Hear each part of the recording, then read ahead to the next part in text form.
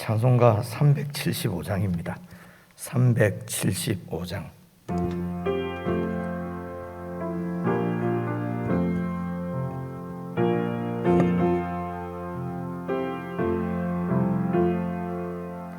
나는 갈 길 모르니 주여 인도하소서. 어디가 야 좋을지 나를 인도하소서. 어디가 야 좋을지 나를 인도하소서. 아무것도 모르니 나를 가르치소서.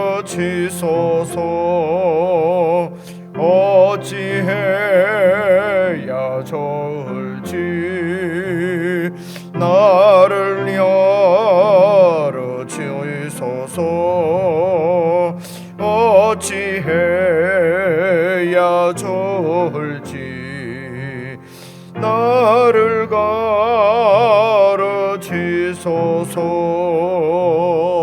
아이같이 어리니 나를 도와주소서. 힘도 없고 약하니 나를 도와주소서.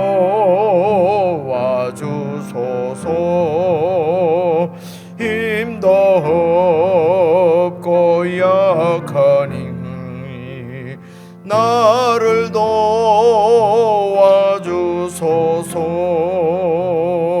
마음심이 슬프니 나를 위로하소서. 어지없이 다니지 나를 위로하소서. 어지없이 다니니 나를 위로하소. 나는 갈 길 모르니 주여 나는 갈 길 모르니 나를 가르치소서. 어디가 야 좋을지 나를 인도하소서. 어디가 야 좋을지 나를 인도하소서.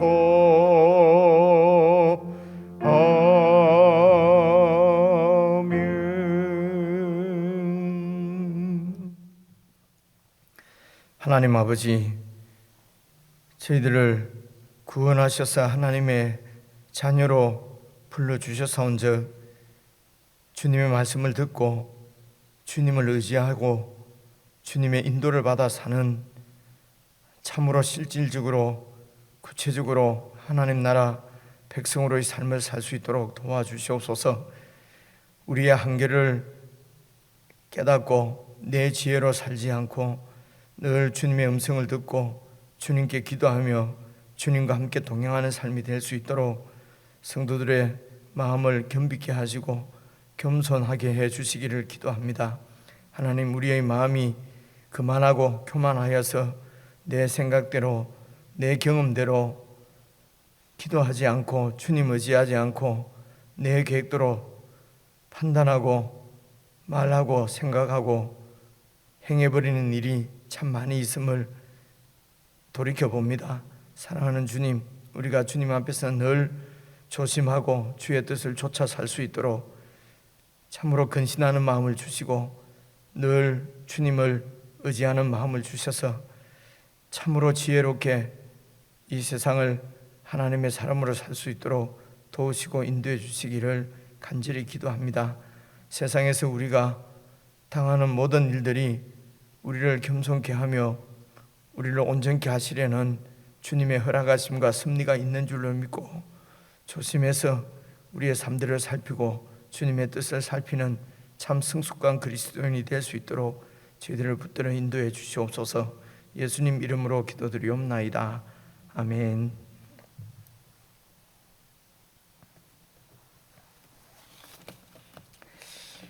오늘은 잠언 9장 말씀입니다. 9장 1절부터 18절까지 9장 전체 말씀 한 말씀씩 저와 여러분이 교독해서 읽겠습니다.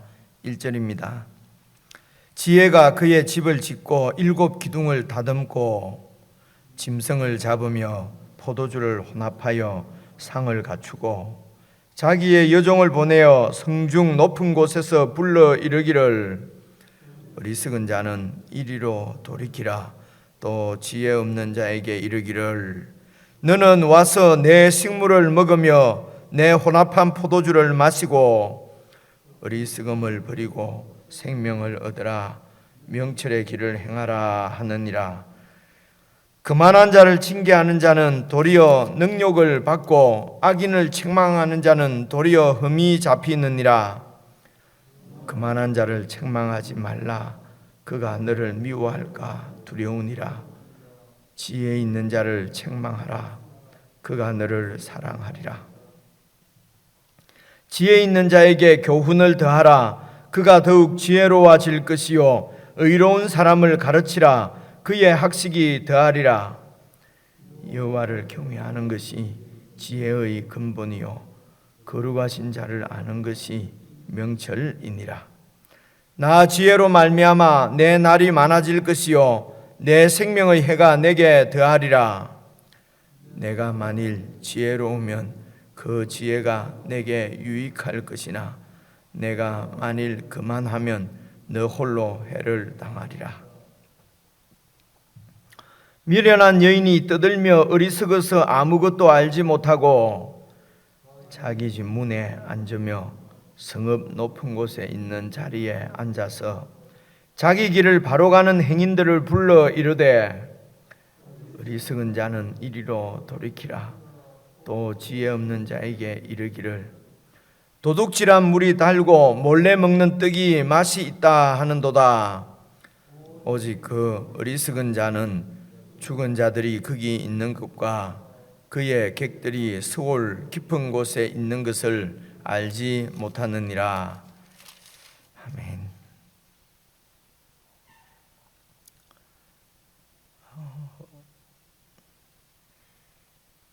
계속해서 지혜가 우리를 이렇게 부르고 있는 참 지혜로운 삶을 살기를 원하시는 하나님의 마음을 우리가 어떻게 얘기를 해야 되죠? 정말 인격적으로 하나님을 우리가 믿는다, 하나님을 섬긴다 하는 것은 이런 관념적으로, 추상적으로 그렇게 믿는 것이 아니거든요. 실제적으로 하나님이 살아계시는 것을 믿는다는 말은 그냥 자기 암시를 하거나 이런 것이 아니고 그 하나님과 이제 실제적으로 이렇게 인격적으로 사귄다, 교제한다, 이제 이렇게 표현을 하는데요. 이제 그것은 실제적으로 그의 음성을 듣는 것입니다. 그래서 자꾸 그의 음성을 듣고 그와 교제하면은 우리의 마음이 그분과 그냥 교제를 해서 그냥 그분과 함께 이렇게 꼭 남편과 아내가 한 집에서 사는 것처럼 그렇게 하나님을 의식하고 살게 되거든요. 이제 그것이 믿는 것인데, 이제 그것은 하나님께서 물론 우리를 먼저 만나 주시고 우리를 창조하신 창조의 그 창조하심이 바로 우리와 사귀고 우리와 교제하시겠다고 하는 하나님의 의지 아니겠습니까? 그래서 우리가 찾는 것이거든요. 우리가 그냥 막 찾는다고 해서 찾아지는 것이 아니고 하나님께서 이렇게 우리를 창조하시고 부르시고 만나 주시고 그런 의지를 갖고 계신 것이 바로 하나님의 우리를 창조하신 것이니까요. 그래서 찾는 자가 하나님을 그냥 자연스럽게 만나는 것입니다. 그런데 우리 마음이 그렇게 하나님을 찾지를 않거든요. 그래서 인간은 날 때부터 죄인이라고 그렇게 표현하는 것입니다. 날 때부터 죄인이라고 하는 것은 무슨 어린 아이들이 무슨 죄가 있냐, 그래서 무슨 선악설이냐, 뭐 무슨 성선설이냐, 그런 것은 다 철학적인 그런 논쟁이고요. 그냥 일반 과학 학문이죠, 철학은. 그런데 하나님께서 우리를 이렇게 창조하셨다는 말은 그분이 우리를 만나시고 교제하시겠다고 하는 것인데 우리가 그 하나님을 찾지 않는다는 것입니다. 이 자체를 악이라고 그러고 죄라고 그러거든요. 그것이 아담과 하와의 이 선악과 사건으로 이제 나타난 것이죠. 그리고 그렇게 하나님을 의지하지 않고 자기 뜻대로 자기 고집대로 사는 것이 바로 모세를 통해서 하나님이 율법을 주시니까 그 율법을 받으니까 그런 악이 죄가 드러난 것뿐이죠. 그래서 그 율법이 아니면은 이 죄가 드러나지도 않고 하나님을 의지하지 않고 내 뜻대로 사는 것이 이렇게 나타나지 않을 것인데 이제 율법을 받으니까 하나님께서 율법을 주시니까 그런 내 중심적인 이런 하나님을 의지하지 않는 그런 악이 드러나는 것이거든요. 그 드러나게 하시는 것은 무엇입니까? 심판하시려고 하는 것이 아니라 그 악을 버리고 하나님께로 오도록 하나님께로 돌이키도록 하시려고 하기 때문에 이제 이것을 지혜라고 얘기를 합니다. 근데 1절도 보니까 지혜가 그의 집을 짓고, 근데 이 지혜는 어제 말씀입니다. 9장에 보니까 여러분 8장 22절부터 어찌 보시면은 이 지혜가 이해하기 어렵지 않지 않습니까? 시로 이렇게 표현하는 것이 22절을 보십시오. 여호와께서 그 조화의 시작이라는 게 무슨 말입니까? 태초에 일하시기 전에 이 세상을 창조하시기 전에죠. 23절에 보니까 만세 전부터 태초부터 땅이 생기기 전부터 내가 세움을 받았다. 22절에 태초에 일하시기 전에 나를 가지셨다. 하나님께서 이 세상을 창조하시기 전에 이미 지혜를 가지신 것이죠. 뜻을 가지신 것이죠. 그 하나님의 지혜로 24절에 보니까 아직 바다가 생기지 아니하였고 큰 샘들이 있기 전에 내가 이미 났으며 산이 세워지기 전에 언덕이 생기기 전에 내가 이미 났으니, 하나님이 아직 땅도 들도 세상 진로의 근원도 짓지 않았을 그때에 하나님이 지혜를 가지시고 이 세상을 창조를 하셨다는 것입니다. 27절이 그 말씀이죠. 그가 하늘을 지으시며 궁창을 해면에 두르실 때에 내가 거기 있었고. 그래서 이 지혜를 요한복음 1장에서는 말씀, 하나님의 말씀, 그 말씀이 바로 하나님이시고 그 하나님이 곧 독생자 예수 그리스도 육신으로 오셨으니 그분이 바로 예수님이다. 이렇게 말씀을 하고 있습니다. 그래서 지혜를 예수님하고 동일하게 이렇게 이제 신약에서는 이제 그렇게 얘기하는 것이 많이 있거든요. 그래서 이 지혜는 바로 하나님의 뜻이고, 그리고 곧 그 하나님 2위 하나님이신 예수님이시고, 예수님이 바로 그 지혜의 본체로 이렇게 우리 가운데 나타나신 것입니다.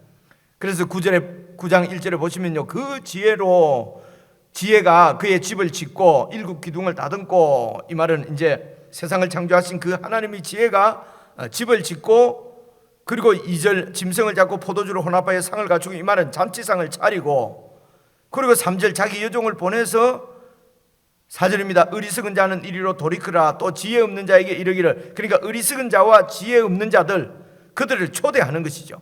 초대해서 5절에 보니까 너는 와서 내 식물을 먹고 내 혼합한 포도주를 마시고, 이 말은 잔치에 참여하면은 이 식물과 혼합한 포도주, 이 포도주는 무슨 칵테일 얘기하는 것이 아니라 그 이제 아주 맛있는 잔치상을 얘기하는 것이죠. 식물하고 먹는 겁니다. 식물은 먹는 것과 이제 이 마시는 것과 떡과 잔을, 이것이 바로 이것을 이제 그 어리석은 자, 지혜 없는 자를 초청해서 대접하는 것이죠. 제공하는 것이죠. 그것이 뭡니까? 이 식물과 포도주로 이렇게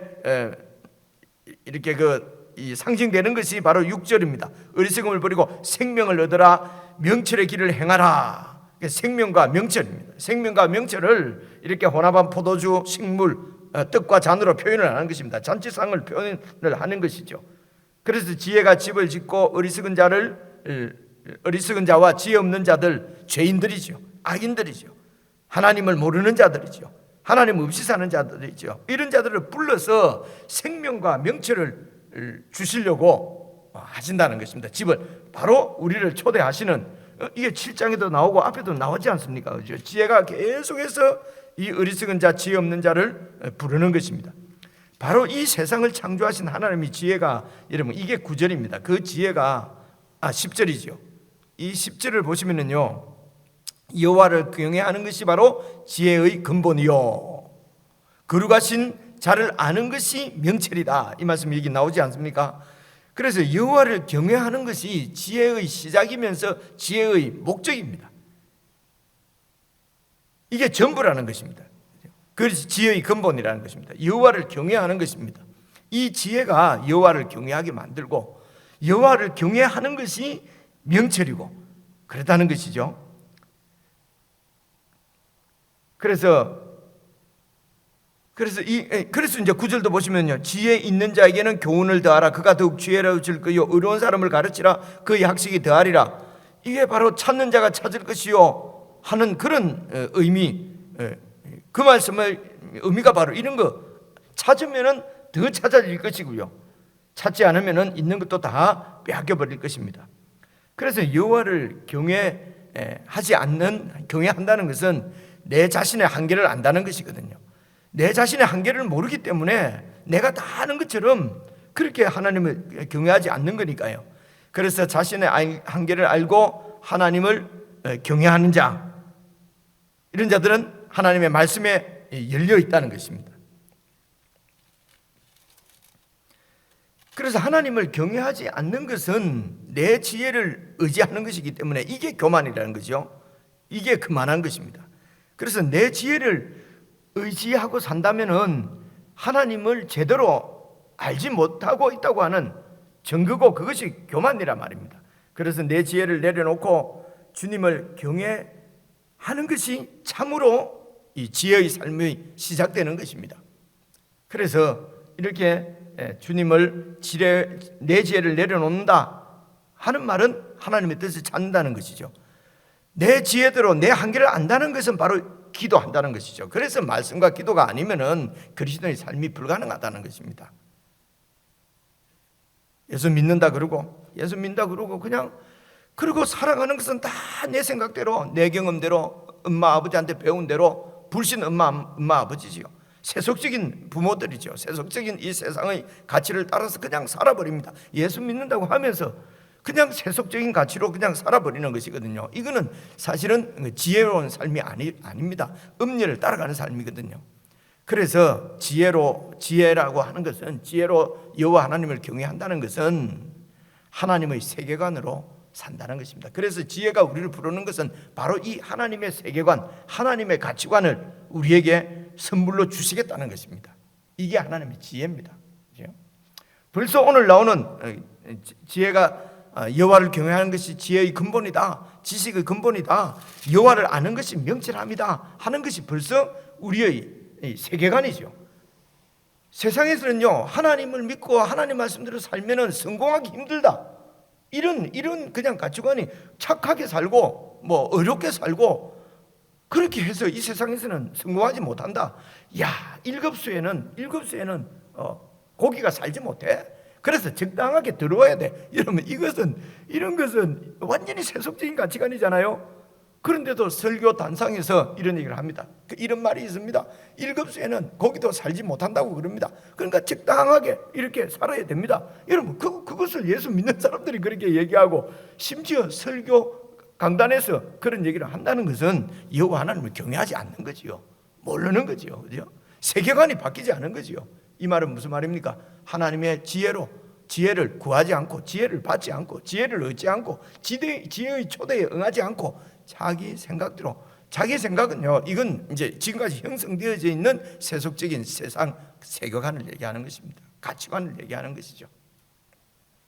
이때까지는 제가 가치관만 얘기를 했는데요, 이제 그 무슨 철학에서 얘기하는 이런 지식을 제가 알아서 말을 한 게 아니고요, 이제 제가 가치관이라고 이해한 것은 내 속에서 무엇을 가치 있다고 믿는가 하는 그 가치관이었습니다. 그러니까 내 속에서 내가 이것이 더 가치 있는 일이라고 생각하면은 그것을 먼저 할 것 아니에요. 그렇죠?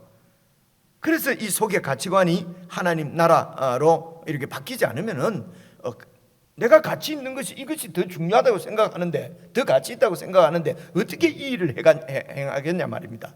그렇죠? 내가 이 세상의 문제를 막 내 힘으로 해결하고 하는 것이 그것이 더 효험이 있고 그것이 더 잘 되고 그것이 더 중요하다고 생각하는데 어떻게 기도를 하겠냐 말입니다. 그렇죠? 이제 이런 뜻이었거든요. 근데 이런 가치관은 결국은 세계를 보는 내 속에 있는 어떤 여기에 의해서 가치관이 생기는 것이 아닐까, 이제 이런 생각을 해서 이게 책들을 읽어보니까 그런 말이 있더라고요. 그래서 세계관이 있고 그 세계관이 생각을 결정하고 그것이 바로 그러니까 신념이 되고 그것이 바로 가치관이 되고 그리고 행동으로 나타난다고 이제 이 학자들이 그렇게 얘기를 하더라고요. 그래서 그런 의미에서 신념이라고 하면은 세계관에 의해서 신념이 생긴다는 거죠. 그래서 우리의 신념도 그 기초가 여호와를 경외하는 것이 되는 신념이 되어야 되는데 그냥 내가 믿는 바 신념을 믿음으로 동일하게 생각한다는 것이죠. 결국은 신념이 믿음이 맞기는 맞죠. 그런데 그 믿음이 그 신념의 기초가 뭐냐는 것입니다. 그게 여호와를 경외하는 것이어야 된다는 건데, 근데 우리는 이 여호와를 경외하는 근본적인 이런 지혜의 근본을 제껴두고 내가 그냥 믿는 바, 신념이 강하다, 그런 믿음이 좋다, 맞기는 맞는데 그 신념의 기초가 그 세계관이 여러분 여호와가 아니고 이 세상이면은 그 신념은 완전히 악이죠. 하나님을 완전히 반역하는 것이거든요. 그래서 신념을 갖도록 훈련시키는 것보다도 더 먼저는 하나님의 세계관, 가치관을 가르치는 것이, 그것을 배우는 것이, 그것이 더 너무너무 중요하다가 아니고 그게 곧 생명이라는 것입니다. 이것을 잃으면은 여러분 13절 보십시오. 13절 보시면은 미련한 여인이 떠들면서 어리석어서 아무것도 알지 못하고 자기 집 문 안에 앉아가지고 성읍 높은 곳에 있는 자리에 앉아서 자기 길을 이렇게 바로 가는 행인들을 불러 이르되 어리석은 자는 이리로 돌이키라. 또 지혜 없는 자에게 이르기를 도둑질한 물이 달고 몰래 먹는 떡이 맛있다. 이것이 우리 근래에 생긴 속담인 줄 알았는데 이게 3000년 전에도 이런 속담이 있었네요. 그죠? 은밀하게 행하는 것, 그죠? 숨어서 악을 행하는 것, 이게 더 짜릿하고 이게 더, 그죠? 그래서 무슨 부부 관계도 정상적인 이런 관계는 그냥 건대롭고 숨어서 그냥 하는 이런 나쁜 짓은 그게 더 마음에 짜릿하고 이렇다는 것입니다. 그래서 이런 세상 가치관들은 도둑질을 부추기고 탐욕을 부추기고 부채질하고 그렇게 하는데도 어리석은 자들은 18절 보니까 그 어리석은 자는 죽은 자들이 거기 있는 곳과 그의 객들이 서울 깊은 곳에 서는 지옥입니다. 죽음입니다. 사망 가운데 있는 것을 모른다는 것입니다. 이게 바로 생명이 아니라 그 반대로 이끄는 것인 줄 모른다는 것입니다. 그것이 더 달게 느껴지고 그것이 더 맛있게 느껴지고 세상적인 이런 가치관들이, 세상적인 세계관이 더 내 마음이 미혹을, 그만큼 매력적이라는 것입니다. 지혜가 없는 자입니다. 그래서 이런 세속적인 세계관도 우리를 미혹하고 부르고 하나님의 지혜도 우리를 부른다는 것입니다. 그래서 어디에 응답할 것인가? 어느 쪽으로 응답할 것인가?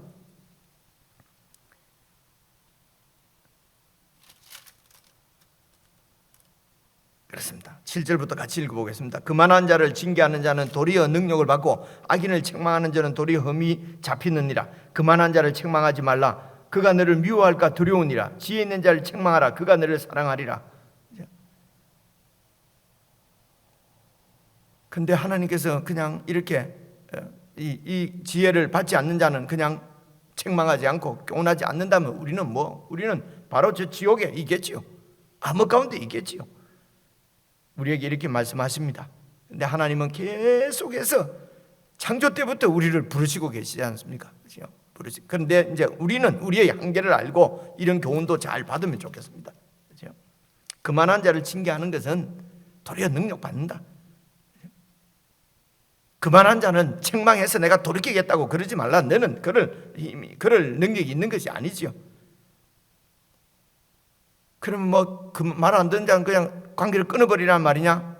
이것도 하나님께 맡기고 우리가 적용하면은 하나님을 의지하고 하나님께 지혜를 구하고 하나님께 기도를 하고, 그죠?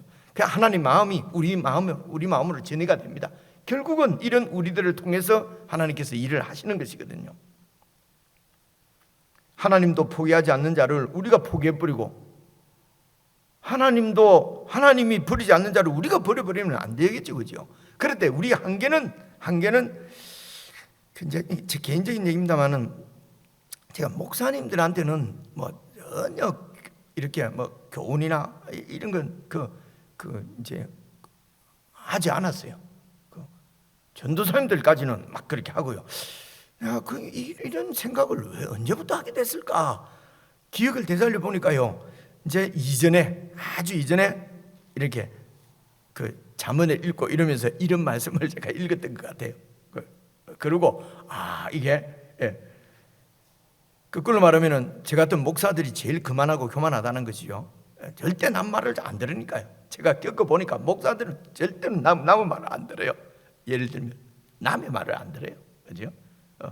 그래서 하는 것이 아니구나, 뭐 이렇게 생각했을 수도 있고, 아니면은 목사쯤 되면은 정말 실제적으로 구체적으로 하나님하고 교제하는 사람이어야 될 텐데, 하나님께서 말씀해 주시고 하나님의 음성을 듣고 그분의 인도를 받는데 익숙한 자, 그렇게 하나님의 인도를 받아 사는데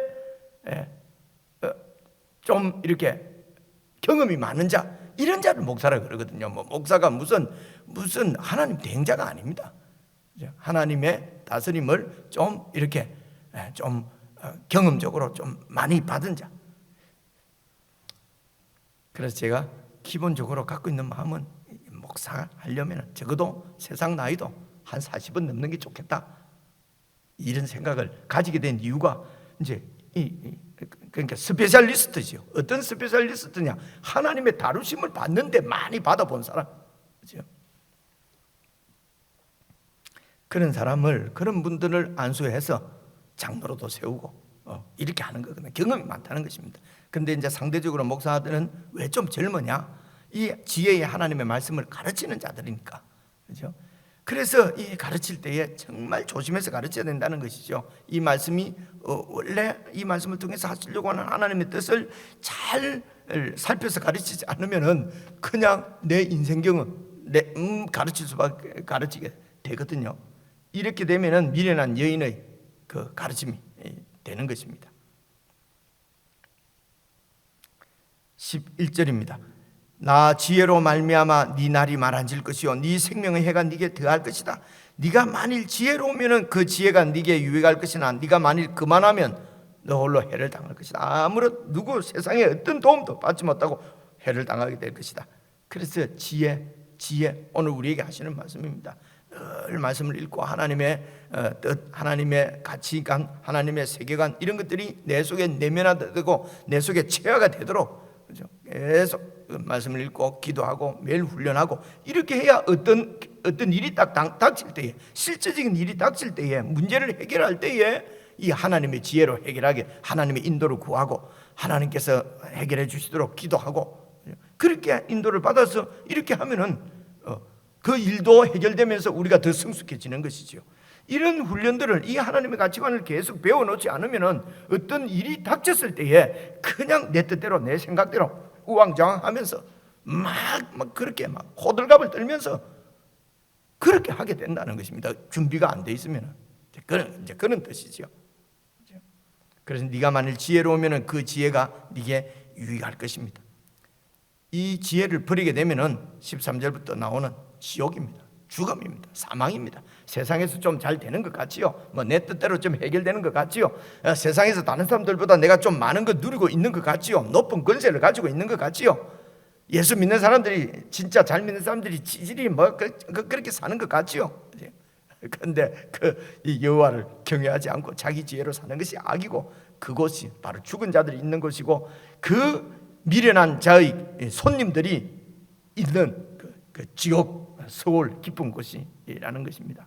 이 말씀을 계속해서 하나님께서 우리 가운데 하시는 것이죠. 여러분께서 개인적으로 읽으시면서 묵상하시면서 이 하나님과 대화하시면서 이 하나님의 지혜로 우리가 가득 차서 하나님의 세계관, 하나님의 뜻이 우리를 완전히 지배할 수 있도록 마음을 엽니다. 주님, 내 속에 오셔서 나를 인도해 주십시오. 깨닫게 해 주십시오. 그러면 교제하고 또 묵상하고 기도하는 그런 은혜의 시간이 되었으면 좋겠습니다. 우리 개인적으로 묵상하시겠습니다.